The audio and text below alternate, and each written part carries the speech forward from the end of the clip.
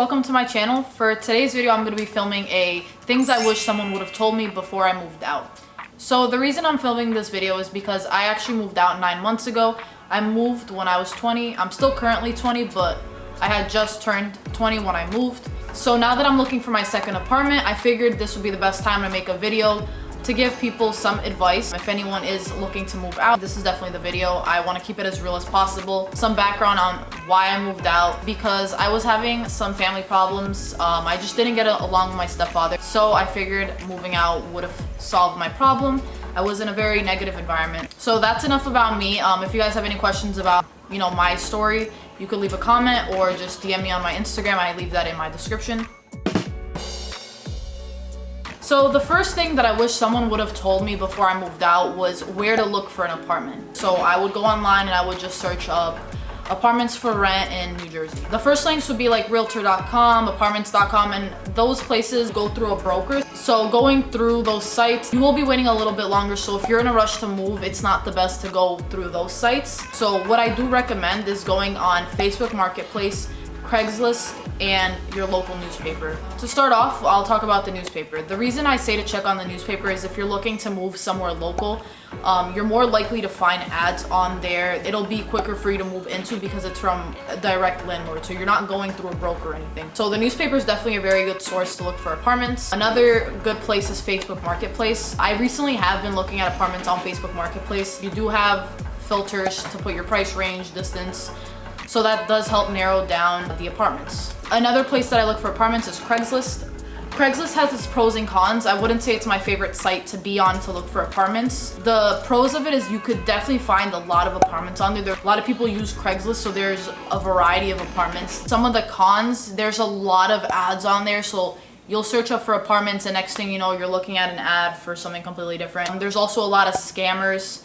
So the way I avoid those is I set a price range. So I'll set a minimum price because a lot of ads are set at $1.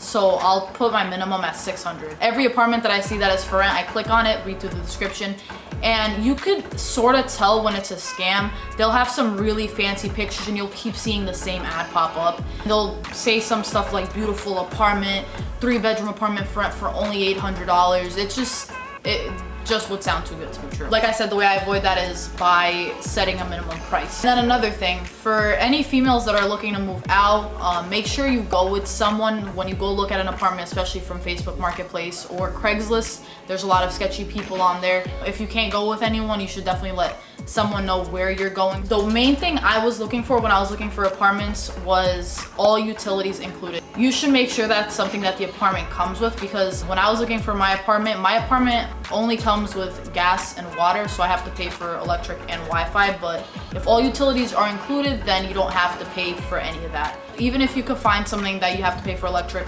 and just Wi-Fi, that's not bad. My electric bill usually isn't that high anyway, and I do live in a studio. Another tip I have is when you're looking for apartments, don't be afraid to ask questions. A lot of the people you're gonna be talking to are gonna be through a screen. It's easier to ask questions. I would definitely say to see if appliances are also included. Basically, that just means that the apartment comes with a stove and it also comes with a fridge, so your main necessities, because those appliances are expensive, and if you're on a budget, you're gonna wanna spend the least amount of money as possible.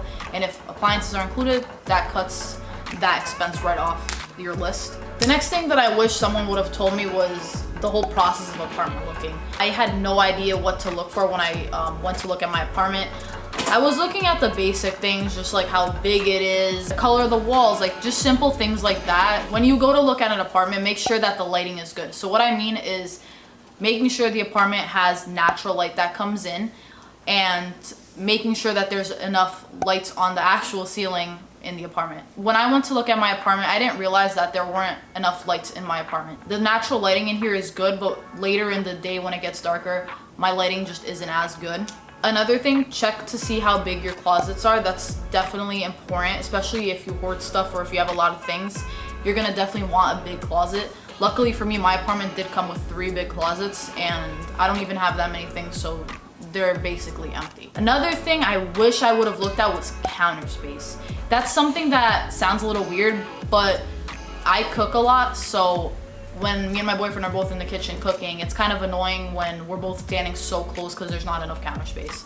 So counter space is definitely something super important if you cook a lot. Another thing is checking water pressure. That's something that I don't think anyone has ever told me. That's something important. So if you check the water pressure, turn on, you know, the kitchen faucet, the bathroom faucet, check how the shower is, and you could tell a lot about the apartment. So that's something that's very important to look at. I know it seems very like random, but it's something I wish I would have looked at. So the next thing I wish someone would have told me was to message as many places as you can and keep a bunch of options. What you should do is, after you look at one apartment, keep messaging a bunch of other, just in case things don't fall through with the apartment that you're looking at. The apartment could be sold the next day. You never know what could happen, so you don't want to get set on that apartment. A tip I have for that is try not to rush into it. If you don't have to move automatically, try not to rush it. If you could go like 2, 3, 4 months, you know, without getting your own apartment, you could definitely use those sites, the realtor.com, apartments.com. Their apartments on there are a lot more modern. If you're not in a rush, those sites are definitely very beneficial.